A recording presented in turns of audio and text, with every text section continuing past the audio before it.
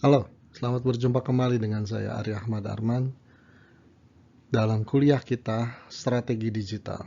Ya, pada kuliah ini kita akan bicara tentang fenomena berkembangnya teknologi, khususnya teknologi digital, bagaimana pengaruhnya terhadap berbagai kehidupan manusia, termasuk bagaimana bisnis mengalami tekanan dan peluang pada saat yang bersamaan, sehingga ada yang bisa tumbuh dengan pesat atau sebaliknya ya mengalami kegagalan dalam bisnis sampai bangkrut. Nah, ini bagaimana kita menyikapi ini, bagaimana kita belajar dari berbagai kasus sehingga perusahaan kita, organisasi kita bisa survive atau bahkan mendapat manfaat yang baik dari perkembangan teknologi digital ini. Pada pertemuan kali ini kita hanya akan bicara tentang bagaimana teknologi ini tumbuh ya. Teknologi ini tumbuh memberikan berbagai peluang sekaligus menyebabkan terjadinya berbagai ancaman karena ada yang terlambat mengantisipasi sementara kompetitor kita lebih tepat menyusun langkah yang lebih baik. Baik, kita mulai ya. Ya,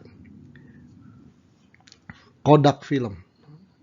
Siapa yang tidak kenal dengan perusahaan tersebut ya?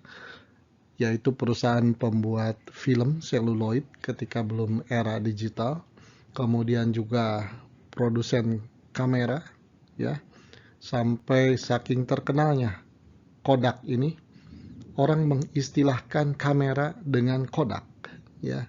Jadi kalau dulu kita menyatakan, oh saya bawa kamera atau jangan lupa bawa kamera. Nah, banyak orang mengatakan jangan lupa bawa Kodak ya gitu ya. Karena saking terkenalnya Kodak identik dengan kamera, menganggap semua kamera tuh Kodak ya. Baik, hal yang menarik adalah begini ya. Pada Januari tahun 2012, Kodak menyatakan bangkrut sebagai sebuah perusahaan.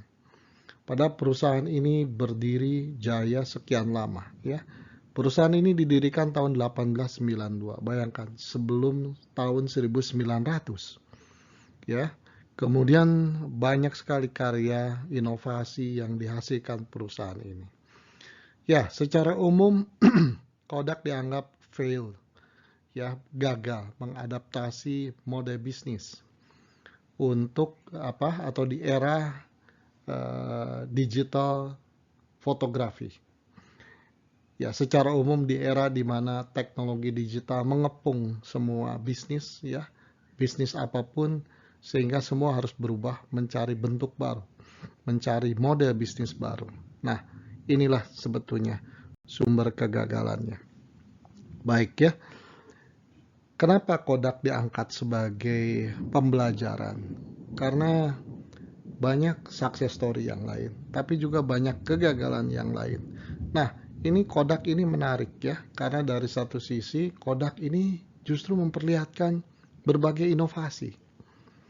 Kalau kita hari ini memahami ada kamera digital dengan sensor yang besar sehingga kualitasnya luar biasa ya. Sebetulnya Kodak sebelum ramai teknologi kamera digital sudah mulai membuat sensor ya, sensor gambar, image sensor yang kualitasnya tinggi ya. Kemudian Kodak juga sudah mencoba mengubah model bisnis lah, katakanlah begitu ya. Dari tadinya orang itu mencetak foto, kemudian berubah menjadi foto dalam CD ya, compact disc sebagai data begitu, sehingga bisa dicetak sendiri ya, itu otomatis menjadi media penyimpanan yang relatif lebih permanen secara digital dan sebagainya. Bahkan Kodak meng-hire ya CEO dari Motorola untuk mengembangkan bisnis digitalnya. Tapi ternyata akhirnya Kodak mengalami kebangkrutan. Ya, dengan kata lain, apa yang sudah dilakukan is not enough ya, tidak cukup atau tidak tepat arahnya, ya.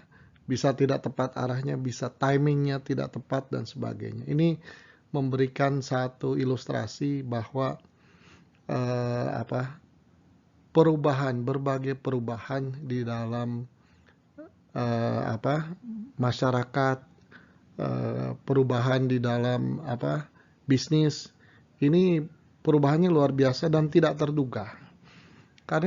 Karena teknologi digital dipakai, diadopsi oleh berbagai pihak. Semua dengan inovatif, dengan inovasi masing-masing. Yang sulit kita tebak arah inovasinya kemana.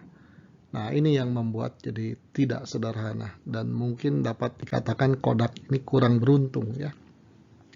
Tapi Kodak tidak sendirian, dalam pengertian banyak perusahaan lain yang juga tadinya besar terpuruk akibat perubahan teknologi digital, ya. Barangkali dua perusahaan yang familiar dengan masyarakat Indonesia. Pertama adalah Nokia, ya, itu sebagai brand telepon seluler yang sangat terkenal. Dulu kalau menyebut merek telepon seluler, pasti yang kepikir pertama kali itu selalu Nokia. Lalu setelah itu digantikan oleh BlackBerry. Wah, sampai merajalela sekali itu BlackBerry dengan BlackBerry Messenger-nya. Tapi akhirnya terpuruk juga, ya, dengan berbagai alasan. Tapi kurang lebih mereka semua tidak menemukan satu arah perubahan model bisnis baru yang tepat pada saat yang tepat untuk survive atau keluar menjadi jagoan baru lah di dalam era digital, ya. Ya. Ini contoh ekstrim, ya. Ketika dulu jadi kalau dilihat perubahannya, dulu ketika kamera analog, semua orang bermimpi punya kamera yang bagus. Kemudian setelah digital masuk, mulailah semua bermimpi punya kamera digital yang bagus. Dalam gambar yang sedang kita lihat ini yang di bawah.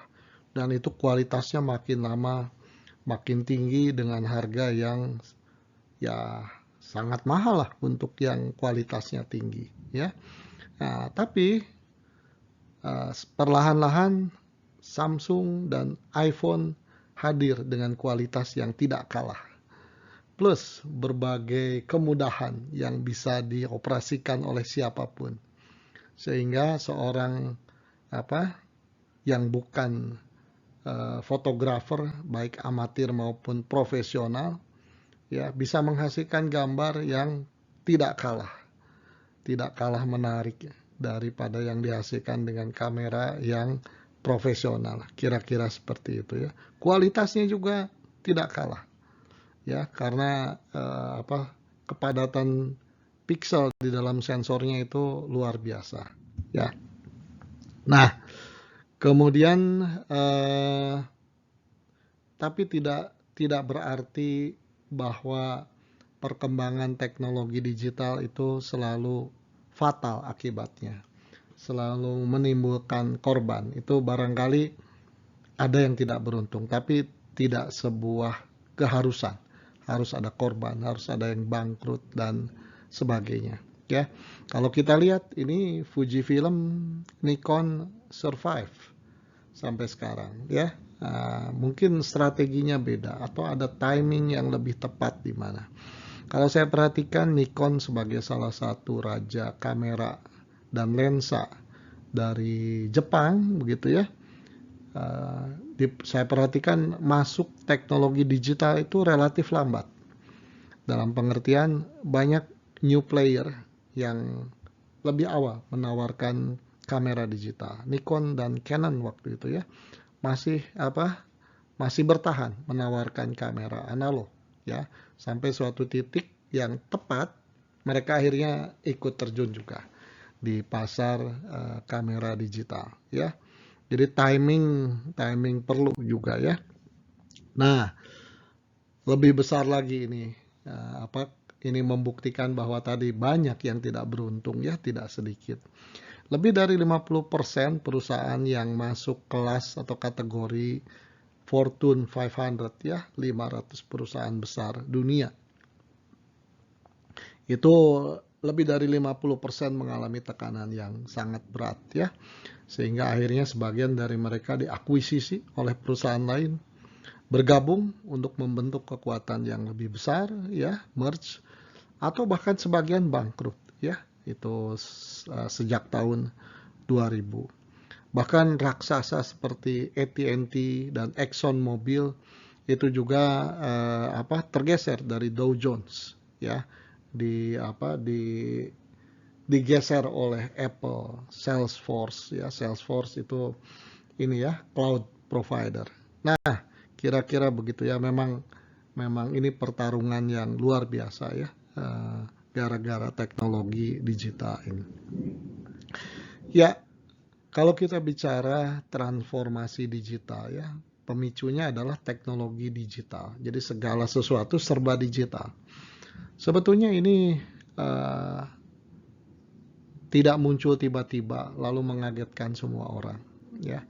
Tapi itu terjadi dalam kurun waktu yang memang panjang sekali tidak, tapi juga tidak sangat pendek ya. Sebagai contoh, ini kapan jam tangan itu mulai menjadi jam tangan digital? Memang bukan smartwatch yang seperti yang sekarang ada, tapi paling tidak itu sudah bisa dijadikan warning ya, bahwa ada pembelajaran di mana jam digital menawarkan di satu sisi fleksibilitas, fungsi-fungsi baru, kemudian lebih murah ya dibanding jam analog ya.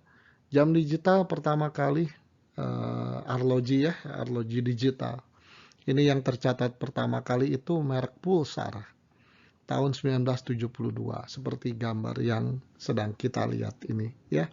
Nah, jadi sekali lagi ini bukan smartwatch ya, tapi itu sudah menjadi cikal bakal penerapan teknologi digital dalam jam tangan ya, sehingga harusnya menjadi warning bagi pebisnis di bidang ini. What next setelah ini ya?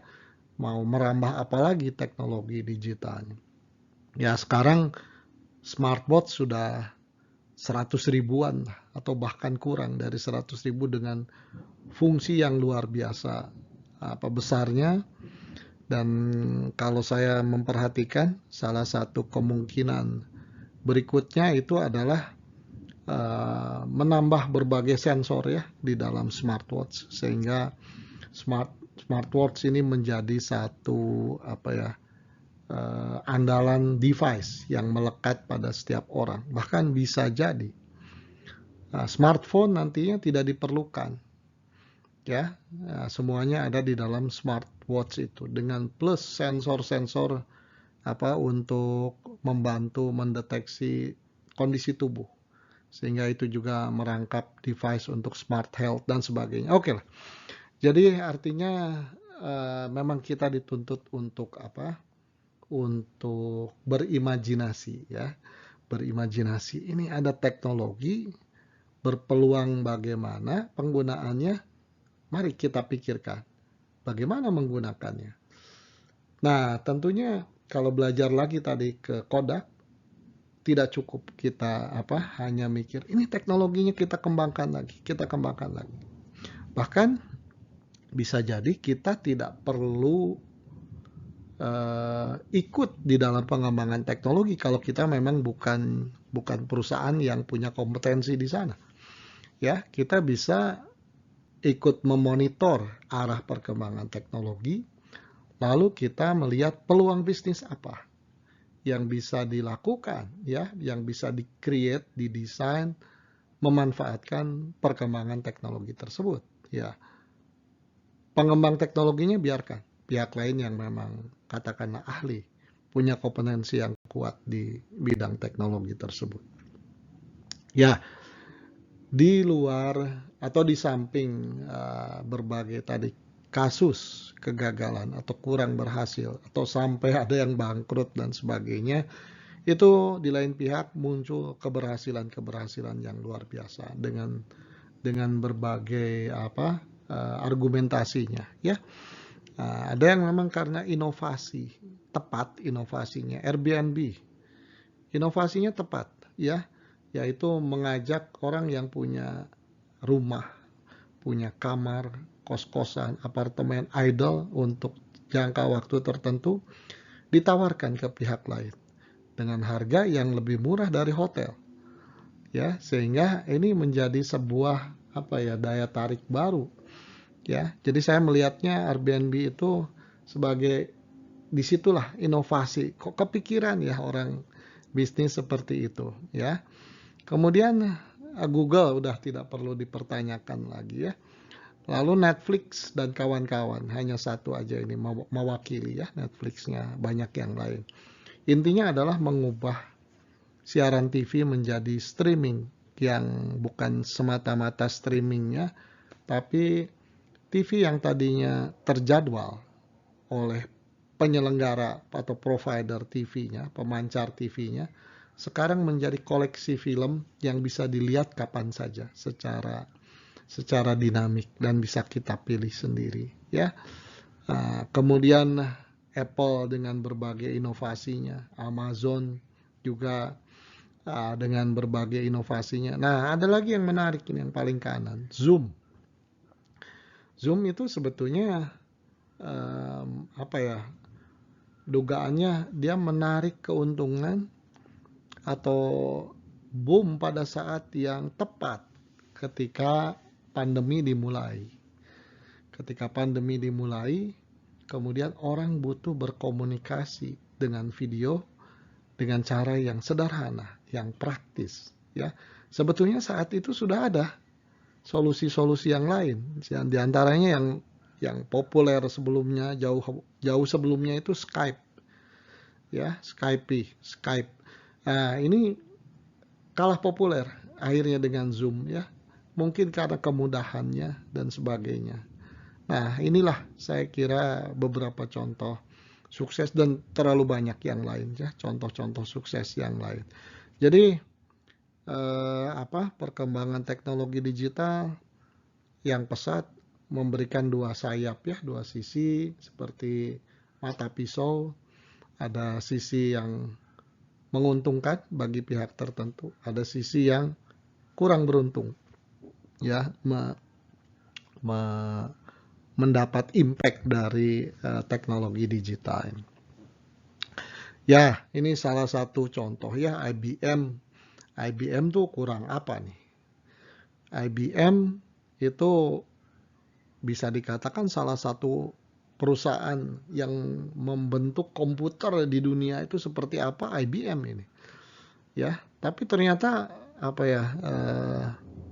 ya IBM survive, ya. Tapi artinya IBM itu effortnya besar untuk menyikapi perkembangan teknologi digital. Ini dikatakan IBM 2 kali bertransformasi besar, ya, untuk menyikapi berbagai teknologi, kehadiran teknologi baru, ya, teknologi digital. Nah, ini jadi harus berani besar dan harus benar arahnya, juga barangkali satu lagi timingnya juga harus tepat, ya. Ya, ada yang berpendapat bahwa secara fundamental perubahan teknologi yang sekarang itu didrive oleh perubahan 3 hal yang fundamental, yaitu satu, perubahan processing power, perubahan kemampuan proses yang makin lama makin besar.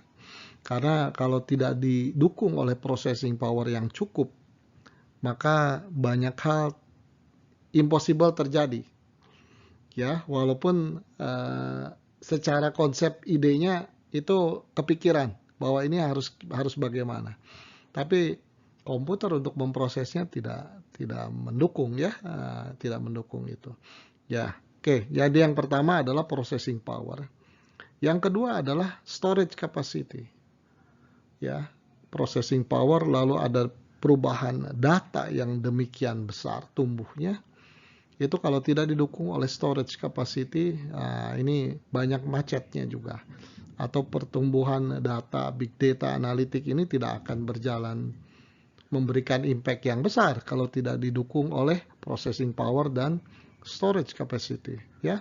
Satu lagi adalah bandwidth komunikasi, ya. Berapa lebar pita komunikasi yang memungkinkan data ditransportasi dari satu titik ke titik lain di seluruh dunia dengan sangat cepat, ya, sehingga kita sekarang klik dimanapun di belahan dunia itu hampir instan, ya.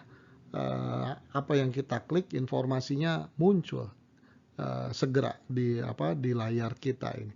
Ini karena kecukupan bandwidth yang ada. Ya, kalau dipandang sedikit lebih detail saja, tidak sangat mendalam, ya.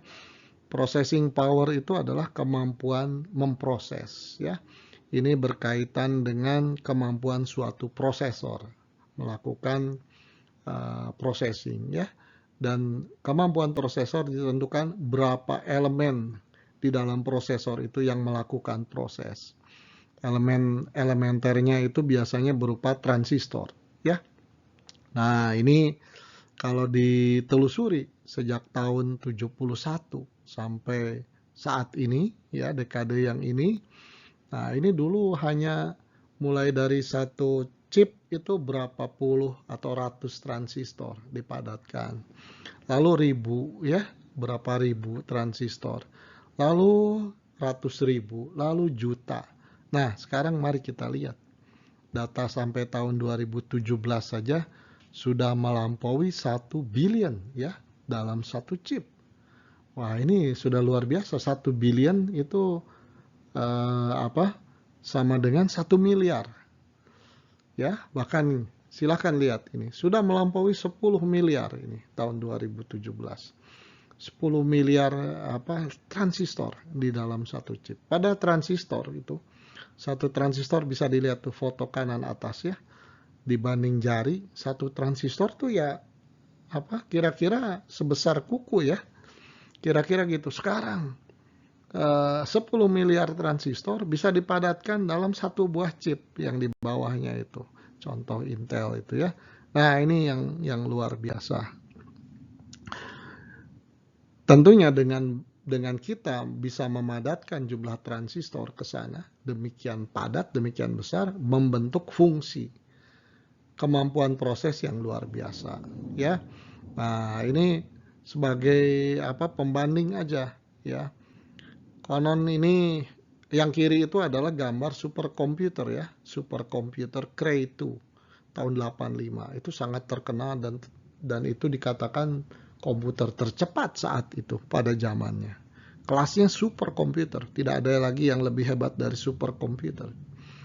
Dibandingkan prosesor yang ada di dalam Apple Watch, ternyata masih lebih powerful komputernya Apple Watch, ya. Nah, ini jadi suatu perkembangan yang dahsyat sekali, ya, luar biasa. Yang kedua adalah storage capacity. Storage berkembang terus. Ini tidak linear, ya, tampaknya mirip linear, tapi ini penambahannya bukan linear, ini kali 10 kali 10 kali 10 tiap garis horizontal itu. Jadi ini sebetulnya kurva eksponensial yang luar biasa cepat sekali pertumbuhannya. Ya, ini sejalan dengan perkembangan teknologi big data analitik, ya. Lalu ini kalau kita punya data yang besar, processing power yang besar, tapi tidak bisa komunikasi dengan cepat antar satu titik dengan titik lainnya, percuma juga, ya. Oleh karena itu, nah, satu lagi yang punya peran besar yaitu teknologi telekomunikasi, ya, yang dapat melewatkan, ya, bandwidth yang sangat besar. Nah, ini kalau di breakdown lagi, telekomunikasi ini ada dua, ya. Satu yang wire atau wireline, begitu, ada media fisiknya seperti kawat tembaga atau fiber optics. Ada juga yang tanpa kabel, ya. Ya, sekarang yang kita nikmati hari ini di mana-mana adalah teknologi mobile tanpa kabel, ya, 5G yang luar biasa cepatnya. Ya, ini grafik yang memperlihatkan pertumbuhan itu, tapi semua dalam satu gambar, ya. Jadi di satu sisi ada pertumbuhan processing power yang ini ya, processing power tumbuh segini. Kemudian ada cost dari storage yang makin lama makin murah sini. Lalu pertumbuhan eksponensial dari data ya, penyimpan data. Nah, inilah satu rangkuman yang sangat menarik. Data menjadi sesuatu bagian penting ya di dalam perkembangan IT, katakanlah 15-20 tahun terakhir ya. Saking pesatnya pertumbuhan data itu, ini satu fakta bahwa 90% dari seluruh data, 90%, bayangkan 90%, ya, itu dihasilkan dalam 2 tahun terakhir. Jadi kalau data itu sudah ada sejak 100 tahun yang lalu, kemudian 90% yang ada sampai hari ini itu dihasilkan 2 tahun terakhir, hanya 2 tahun terakhir. Artinya apa? 2 tahun terakhir ini telah terjadi perubahan yang luar biasa dalam pemanfaatan data, termasuk generate data. Ya, nah ini dahsyat sekali. Makanya ada yang mengistilahkan juga bahwa bisnis saat ini dan ke depan itu data driven ya, di drive oleh data begitu. Kemudian juga ada ini ya, the power of aggregations ya. Jadi bagaimana teknologi itu agregasi itu jadi semacam merambat begitu, memberikan dampak kemana-mana begitu, sehingga impact itu tidak selalu direct dari teknologinya itu sendiri ya. Teknologi secara sederhananya gini lah, saya punya prosesor yang makin kuat begitu, oke, bisa langsung dipakai di laptop, langsung terasa oleh kita. Prosesor makin powerful itu makin cepat ya proses di laptop kita. Tapi bisa secara tidak langsung prosesornya dipakai di servernya menggunakan dipasang AI di sana, AI bisa menghasilkan satu fungsi tertentu yang sebelumnya tidak ada dan seterusnya. Jadi berantai begitu. Itu saya kira ya yang luar biasanya di sana. Efek beruntunnya jadi luar biasa. Salah satunya adalah bagaimana pengaruhnya terhadap industri musik ya, yang diawali oleh Napster dulu. Napster itu satu pendekatan begitu ya, menggunakan network untuk sharing musik dulu ya. Nah, kemudian itu dikomersialisasikan oleh oleh Apple ya. Nah, ini akhirnya sekarang musik itu menjadi sesuatu yang lebih acceptable dalam bentuk digital, tapi orang juga tidak keberatan membayar sampai batas tertentu yang nyaman bagi setiap orang, tapi juga memberikan benefit yang besar bagi industrinya ya. Nah, ini sebetulnya yang dicari yang harus ditemukan tuh model bisnis tuh seperti ini. Kalau orang harus membeli lagu satu album, wah saya nggak mau, kemahalan. Lagunya yang saya suka hanya yang itu saja. Nah, akhirnya kan model bisnis baru. Dijual satu lagu aja, per lagu berapa. Nah, gitu ya, itu lebih menguntungkan. Sebelumnya tidak mudah kalau tanpa digital ya. Nanti di kaset, oh hanya direkam satu lagu, sisanya dihapus gitu ya. Nah, ini repot juga.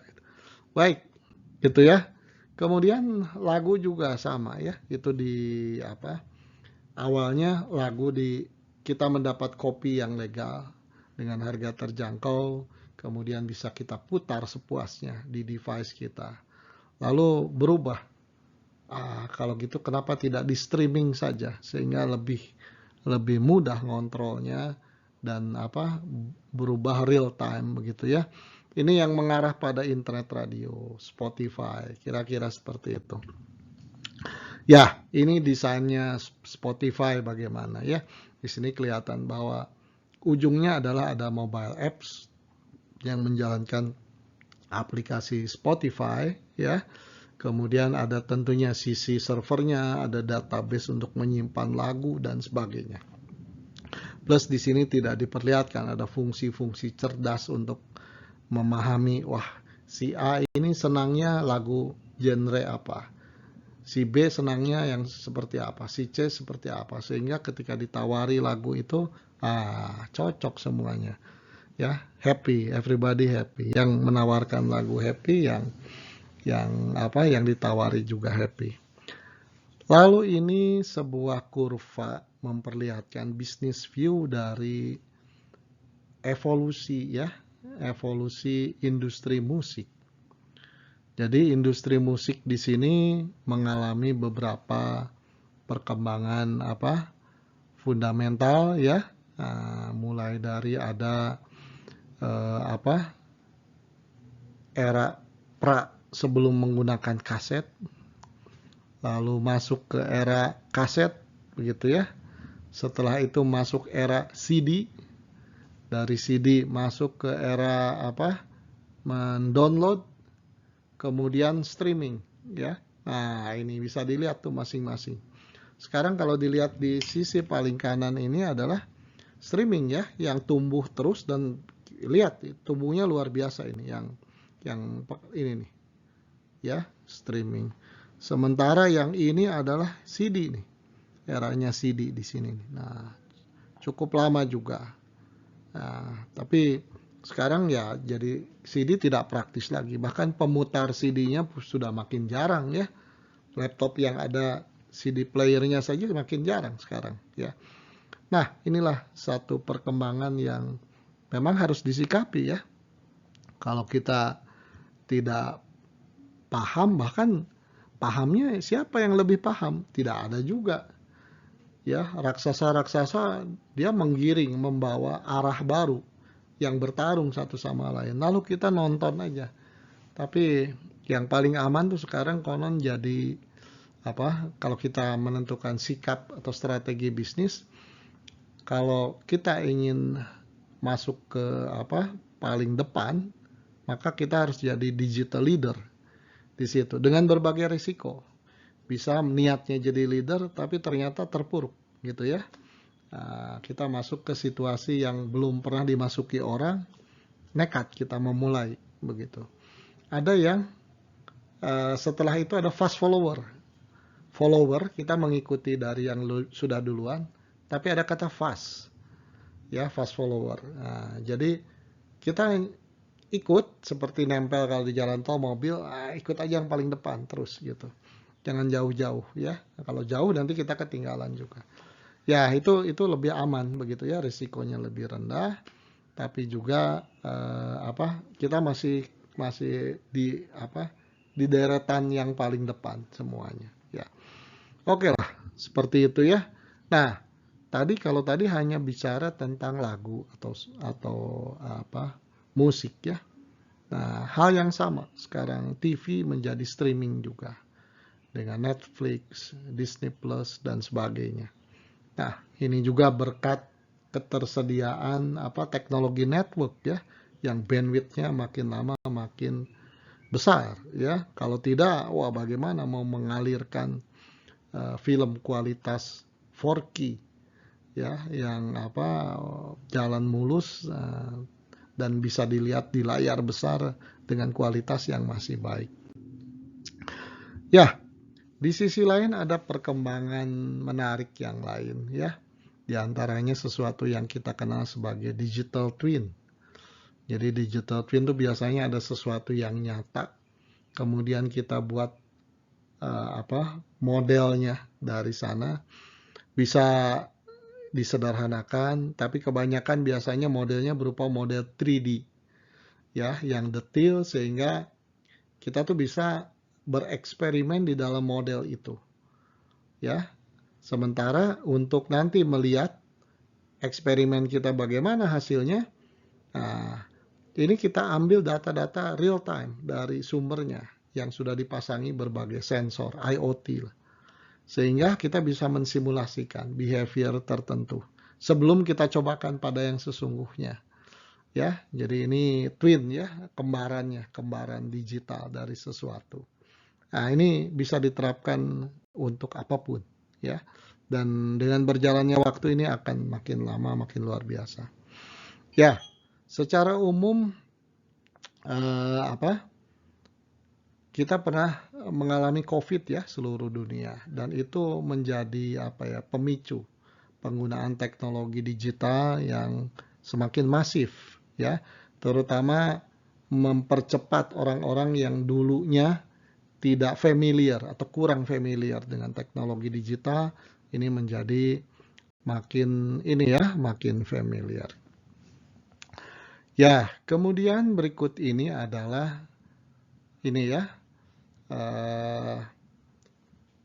tadi belajar dari berbagai kasus itu, kita bisa sementara menyimpulkan strategic thinking is absolutely critical. Jadi kita berpikir strategis ya. Nah, berpikir strategis adalah sesuatu yang kritis. Karena kalau salah berpikir strategisnya, salah arah, salah timing, ya, salah teknologi, nah ini bisa terpuruk ya. Nah, karena semua sedang berjalan cepat. Nah tapi good newsnya ya, ini konon menurut para ahli ini. Good newsnya cara pandangnya sebetulnya masih sama. Jadi artinya berbagai pendekatan yang lama pun masih bisa diterapkan. Ya, bahkan cara pandangnya masih sama tuh, kita mengawinkan value apa yang mau kita guide, yang mau kita jadi targetkan, ya. Lalu ada opportunities apa yang tersedia. Lalu kita punya capabilities apa, kemampuan apa. Ya. Itu pertemuan tiga itu akan menghasilkan value competitive positions. Jadi posisi kompetitif kita di mana nih? Ya, dalam konteks yang serba digital itu. Jadi intinya adalah pendekatannya lama, artinya masih dapat dilakukan ya. Orang yang sangat familiar dengan cara pikir strategis itu bisa melakukan ini. Tapi yang penting adalah kita sadar bahwa environment yang ada itu adalah new environment yang serba digital. Lalu kita aware bahwa ini pengaruhnya kemana saja. Ya, gitu cara berpikirnya ya. To begin your digital transformation, it is useful to establish a baseline map of the current competitive environment. Ya, jadi ceritanya kita mau melakukan transformasi ini, loncatan, batu loncatan yang sangat jauh, lebih baik. Ya, tentunya harus dengan sadar bahwa loncatan yang tinggi, itu resikonya juga lebih tinggi. Oke, katakanlah kita berani untuk untuk loncat ya. Nah, sebelum kita loncat itu kita sebaiknya mengidentifikasikan baseline map. Jadi kondisi baseline, kondisi awal itu seperti apa.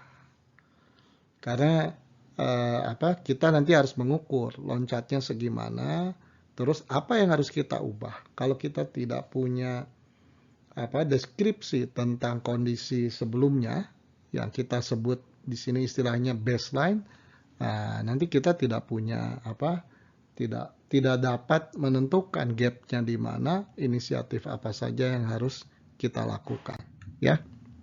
Nah, ide tersebut bisa kita gambarkan dengan gambar sederhana seperti ini ya. Jadi ini saya beri tulisan di sana, before digital age, sebelum era digital, sebelum era yang serba digital masif saat ini ya. Itu ada kondisi baseline dan ada kondisi target. Jadi selalu kita harus memahami kondisi awal seperti apa, dan itu kita sepakati saja, kita sebut baseline. Lalu kita bermimpi ingin target yang seperti apa. Lalu biasanya kita identifikasikan gap, Lalu kita bisa menentukan perubahannya bagaimana. Change-nya seperti apa. Ya. Untuk baseline maupun target, kita harus lihat juga environment-nya seperti apa. Ini berbasis pada system thinking, bahwa kita merancang sesuatu itu tidak bisa lepas dari environment. Ya, dan environment sekarang punya peran yang kuat. Ya, dalam kenapa environment punya peran yang kuat? Karena diantaranya environment itu user kita berkumpul di sana, di environment itu bagian dari environment. Lalu di sana ada perilaku baru yang harus kita pikirkan. Baik, itu nanti kita bahas di di digital age ya. Sekarang before digital age. Jadi intinya dari baseline kita melakukan change ke target. Ya. Di era sebelum masif penggunaan teknologi digital, environment itu tidak berubah secara luar biasa. Sehingga cara pandang environment atau bahkan asumsi bahwa environment-nya kurang lebih sama itu seringkali cukup valid. Jadi yang dituntut dari kita tuh adalah ide, inovasi tentang ini targetnya mau seperti apa. Ya, dalam suatu environment yang kurang lebih sama. Nah, ini yang jadi tantangan adalah ketika dalam digital age, era digital, era serba digital yang masif, ya, ada perubahan. Asalnya lingkungannya non-digital environment, atau minimum lah digital environment-nya, sekarang jadi new dynamic digital environment. Saya sebut begitu. New untuk memberikan penekanan bahwa ini baru, beda jauh dengan yang sebelumnya. New. Kemudian kenapa dynamic? Karena walaupun baru, tapi tidak statis. Oh, ini baru dan akan seperti itu terus ya, nggak begitu. Ya, itu new lalu dynamic, berubah terus. Nah, ini yang bikin kita repot. Lalu serba digital, semua aspeknya digital. Nah, ini yang jadi repot ya. Di sini ada big change in environment, ada perubahan yang besar dalam environment ya. Nah, oleh karena itu target kita harus target yang jauh mimpinya, jauh dan juga disesuaikan dengan environment yang ada ya. Nah, ada satu catatan lagi ya. Tadi saya katakan bahwa manusia itu bagian dari environment ya. Di sini ada perubahan drastis dari manusia ya, yang paling tidak bisa kita kaitkan dengan dua istilah yang populer. Yang pertama itu cara pandang Jepang ya, pemerintah Jepang. Diistilahkan Society 5.0. Jadi revolusi industri terakhir itu mendorong terjadinya society baru dengan perilaku baru ya, yang disebut Society 5.0. Nah, ini harus kita pahami seperti apa. Harapan mereka apa saja dan seterusnya. Lalu ada yang lebih generik yang disebut teori generasi. Ya, yang mengkategorikan generasi-generasi yang dikaitkan dengan teknologi sebagai driver perubahannya. Sehingga ada baby boomer, generasi X, generasi Y, generasi Z ya, ada istilah milenia dan sebagainya. Tapi intinya itu memperlihatkan bahwa ada kelompok generasi yang memang sangat berbeda, menuntut sesuatu yang berbeda, dan seterusnya. Nah, jadi balik lagi, ketika kita bergerak dari baseline menuju target itu, selain kita memikirkan inovasi, ini target seperti apa, juga kita harus sadar, itu target harus harus sesuai dengan ini baru, environment baru, ya.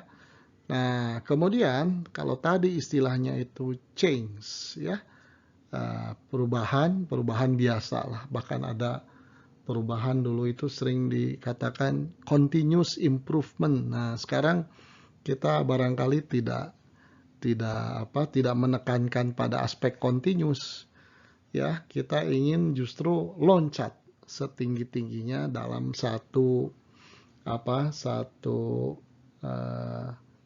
resiko yang terukur dan terkendali, begitu ya, kira-kira gitu. Inilah yang kita sebut transformation. Jadi transformation itu berubah dari baseline menuju kondisi target dan sesuai dengan suatu environment yang baru, ya. For many established company, the digital age has created particularly nasty version of the strategic challenge, ya. Jadi banyak perusahaan yang sudah besar, berpengalaman, tumbuh sejak lama, itu mereka tidak begitu suka sebetulnya, ya. Ini jadi mimpi buruk lah, ya. Jadi mereka melihat banyak kejadian, ini strateginya harus bagaimana nih. Tapi itu sesuatu yang tidak bisa dihindari, ya. Kalau tidak segera melakukan perubahan, ya bisa terlindas. Kalau melakukan perubahan juga harus hati-hati, ya, karena ada resiko. Jadi yang terbaik bagaimana? Mungkin melakukan perubahan tidak drastis, bisa begitu pemikiran saya. Bisa juga kita melakukan perubahan tapi tidak holistik gitu, ya. Hanya parsial sambil dimonitor terus. Dan yakinkan semua kesiapan sumber daya kita, ya, untuk mendukung perubahan. Baik, lalu ini saya ingin kaitkan dengan satu ahli manajemen, Peter Drucker, ya. Beliau mengatakan begini, the root cause, ya, akar masalah of nearly every business crisis is not that things are done poorly. Jadi akar masalah kegagalan atau krisis itu sebetulnya bukan karena melakukan sesuatu tidak dengan benar, ya. Nah, lalu apa kalau begitu, ya? It is that the assumption on which the organization has been built and is being run no longer fit reality. Jadi yang salah itu adalah asumsi kita, asumsi pemahaman, understanding kita terhadap organisasi kita itu nggak cocok lagi dengan reality. Jadi tadi ibaratnya environment-nya sudah berubah besar, kita masih mikir produk masa lalu. Nah ini, jadi bukan cara melakukannya tidak benar, cara melakukannya sudah benar barangkali, tapi ide dasarnya yang salah. Terutama tadi sudah tidak cocok dengan reality yang baru, ya. Masih dari Peter Drucker, ya. Ini beliau memberikan sebuah ilustrasi, saran lah, thinking in digital age, ya. It is this misalignment between current capabilities and evolving market needs that lead to digital disruptions, ya. Jadi ya sama dengan statement sebelumnya tadi, ya. Jadi akhirnya terjadi misalignment, tidak align, tidak sejalan antara kemampuan saat ini dengan market yang sudah diubah marketnya oleh oleh teknologi digital, disrupsi teknologi digital. Jadi marketnya berubah, kita masih menawarkan sesuatu dengan capabilities yang lama. Wah, akhirnya nggak nyambung. Ya itulah barangkali, ya, kesimpulannya, sumber kegagalannya ada di sana. Analisis tools, analisis lama itu sebetulnya masih relevan. Hanya kita harus aware bahwa analisis tersebut dijalankan di dalam sebuah environment yang baru, yaitu environment yang serba digital, ya. Jadi kalau bicara analisis, paling tidak ada 3 sisi analisis, ya, yang harus kita pahami. Pertama, environmental analysis, ya, menganalisis lingkungan yang tentunya sudah serba digital, ya. Jadi kita bisa melakukan analisis pestel, nanti ada halaman untuk menjelaskan itu. Lalu SWOT analisis masih relevan, tapi kita harus daya pikir kita, mindset kita harus mindset digital. Jadi saya tambahkan tuh digital SWOT analysis, ya. Lalu kompetitor dianjurkan dibagi 2. kompetitor saat ini yang ada, dan kompetitor yang diprediksi dalam waktu dekat. Future-nya sebetulnya near futures ya. Dalam waktu dekat akan menjadi kompetitor baru kita. Nah, itu juga harus diprediksi. Dan yang penting kompetitor itu sekarang berkembang. Tidak sekedar dari bisnis yang similar dengan kita. Tapi bisa dari bisnis lain yang akhirnya bersentuhan dengan kita. Jadi sebagai contoh misalnya, kalau perusahaan kita adalah bank, maka kompetitor itu jangan dipandang hanya bank saja. Bisa jadi ada perusahaan non-bank yang akhirnya menjalankan bisnis ya, similar dengan bank atau bersentuhan dengan bank. Ya. Ya, yang ketiga adalah capability analysis. Ya, ini juga bisa menggunakan SWOT, digital SWOT analysis. Ya, ini semua bisa menjadi tools untuk mengidentifikasikan baseline kita. Nah, tadi dikatakan salah satunya analisisnya menggunakan PESTEL ya. PESTEL itu terdiri dari political, aspek politik, ekonomi, sosial, teknologi, kemudian legal, dan satu lagi environment. Ini 6 isu yang penting semuanya harus dipikirkan dan konteksnya adalah konteks digital semuanya ya. Nah, balik lagi ke di awal saya memulai dengan cerita Kodak ya.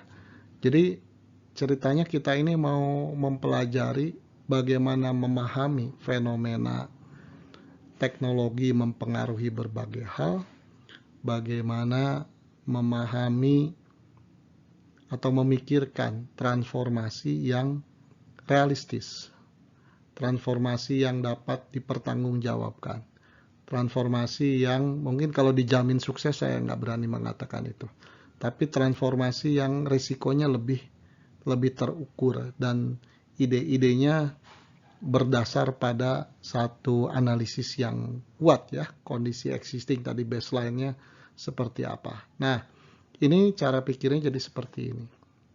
Ya, tadi kita memahami fenomena perubahan, fenomena di mana teknologi digital mengubah segala hal, ya, mengubah bisnisnya, mengubah lingkungannya, mengubah manusianya, dan seterusnya.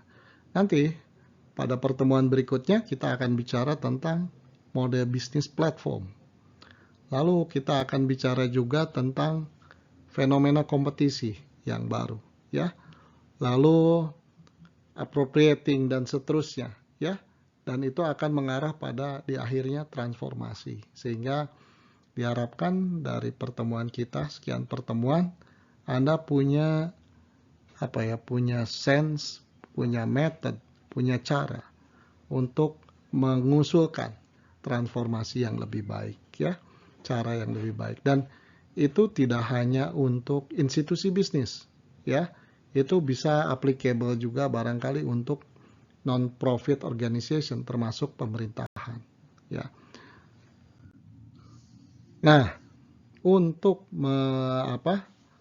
untuk memudahkan kita merumuskan itu semua, ini ada framework dari literatur yang saya acu ya. Ini disebut framework 1, framework 2, framework 3 dan seterusnya.